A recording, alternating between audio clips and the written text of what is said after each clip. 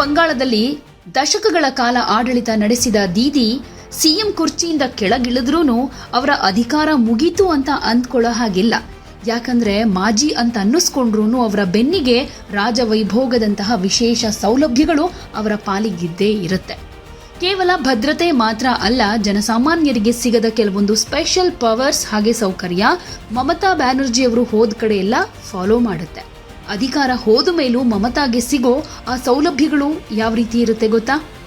ಪಶ್ಚಿಮ ಬಂಗಾಳ ರಾಜಕೀಯದಲ್ಲಿ ದೊಡ್ಡ ಬದಲಾವಣೆ ಆಗಿದೆ. 15 ವರ್ಷಗಳ ಕಾಲ ಮುಖ್ಯಮಂತ್ರಿಯಾಗಿ ಆಡಳಿತ ನಡೆಸಿದ ಮಮತಾ ಬ್ಯಾನರ್ಜಿ ಈಗ ಅಧಿಕಾರ ಕಳೆದುಕೊಂಡಿದ್ದಾರೆ. ವಿಧಾನಸಭಾ ಚುನಾವಣೆಯಲ್ಲಿ ಅವರ ಪಕ್ಷ ಸೋತಿದೆ. ತಮ್ಮ ಭವಾನಿಪುರ ಕ್ಷೇತ್ರದಲ್ಲೂ ಅವರು ಸೋಲೋ ಹಾಗಾಯ್ತು. ಹೀಗಾಗಿ ಈಗ ಮುಖ್ಯಮಂತ್ರಿ ಮಾತ್ರ ಅಲ್ಲ, ಶಾಸಕರಾಗಿ ಕೂಡ ಉಳಿದುಕೊಂಡಿಲ್ಲ. ಆದ್ರೆ ಹುದ್ದೆ ಕಳೆದುಕೊಂಡ್ರೂ ಸರ್ಕಾರದ ಕೆಲವು ವಿಶೇಷ ಸೌಲಭ್ಯಗಳು ಅವರಿಗೆ ಸಿಗುತ್ತೆ.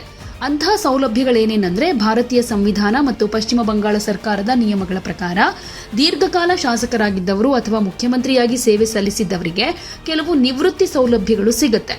ಇದೇ ನಿಯಮ ಮಮತಾ ಬ್ಯಾನರ್ಜಿ ಅವರಿಗೂ ಅನ್ವಯಿಸುತ್ತೆ. ಅನೇಕ ವರ್ಷಗಳ ಕಾಲ ಶಾಸಕರಾಗಿ ಮುಖ್ಯಮಂತ್ರಿಯಾಗಿ ಕೆಲಸ ಮಾಡಿರುವುದರಿಂದ ಅವರಿಗೆ ಪಿಂಚಣಿ ಪಡೆಯೋ ಹಕ್ಕು ಕೂಡ ಇರುತ್ತೆ.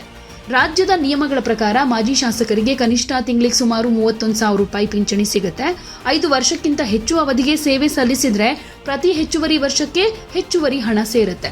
ಮಮತಾ ಬ್ಯಾನರ್ಜಿ ಅನೇಕ ವರ್ಷಗಳ ಸೇವೆ ಸಲ್ಲಿಸಿರೋದ್ರಿಂದ ಅವರಿಗೆ ಸಿಗೋ ಪಿಂಚಣಿಯ ಮೊತ್ತ ಹೆಚ್ಚು ಇರಬಹುದು ಅಂತ ಹೇಳಲಾಗ್ತಿದೆ. ಆದರೆ ಅದನ್ನ ಸ್ವೀಕರಿಸ್ತಾರಾ ಇಲ್ವಾ ಅನ್ನೋದು ಅವರ ವೈಯಕ್ತಿಕ ನಿರ್ಧಾರ. ಮುಖ್ಯಮಂತ್ರಿ ಆಗಿದ್ದಾಗಲೇ ಅವರು ಸರ್ಕಾರಿ ವೇತನ ಸ್ವೀಕರಿಸಲಿಲ್ಲ ಅನ್ನೋದು ವಿಶೇಷ.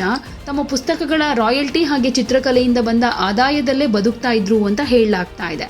ಇನ್ನು ಅವರಿಗೆ ಭದ್ರತಾ ಸೌಲಭ್ಯ ಕೂಡ ಮುಂದುವರಿಯುತ್ತೆ.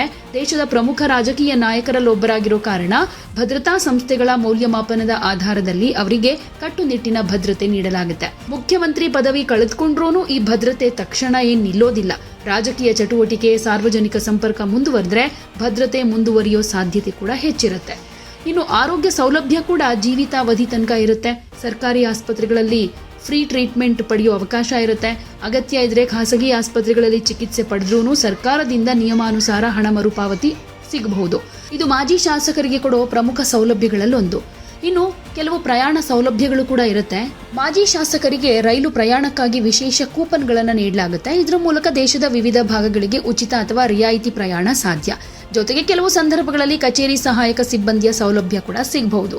ಹಾಗೆ ಇನ್ನೂ ವಿಶೇಷತೆ ಏನಂದ್ರೆ, ಮಮತಾ ಬ್ಯಾನರ್ಜಿ ಸರ್ಕಾರಿ ಬಂಗಲೆಯಲ್ಲಿ ಯಾವತ್ತಿಗೂ ವಾಸ ಮಾಡಿರಲಿಲ್ಲ. ಮುಖ್ಯಮಂತ್ರಿ ಆಗಿದ್ದಾಗಲೂ ಅವರು ಕೋಲ್ಕತ್ತಾದ ಕಾಲಿಘಾಟ್ನ ತಮ್ಮ ಸರಳ ಮನೆಯಲ್ಲೇ ವಾಸ ಮಾಡ್ತಾ ಇದ್ರು. ಹೀಗಾಗಿ ಹುದ್ದೆ ಕಳೆದುಕೊಂಡ ಮೇಲೆ ಸರ್ಕಾರಿ ನಿವಾಸ ಖಾಲಿ ಮಾಡೋ ಪ್ರಶ್ನೆಯೇ ಇಲ್ಲ. ಅಧಿಕಾರ ಕಳೆದುಕೊಂಡ್ರೂ ಮಮತಾ ಬ್ಯಾನರ್ಜಿ ಅವರಿಗೆ ಮಾಜಿ ಮುಖ್ಯಮಂತ್ರಿ ಹಾಗೂ ಮಾಜಿ ಶಾಸಕರಾಗಿ ಅನೇಕ ಸೌಲಭ್ಯಗಳು ಮುಂದುವರಿಯುತ್ತೆ. ಆದರೆ ಅವನ್ನ ಅವರು ಸ್ವೀಕಾರ ಮಾಡ್ತಾರಾ ಅಥವಾ ತಮ್ಮ ಹಳೆಯ ಸರಳ ಜೀವನ ಶೈಲಿಯನ್ನೇ ಮುಂದುವರಿಸ್ತಾರಾ ಅನ್ನೋದು ಮುಂದಿನ ದಿನಗಳಲ್ಲಿ ಗೊತ್ತಾಗುತ್ತೆ.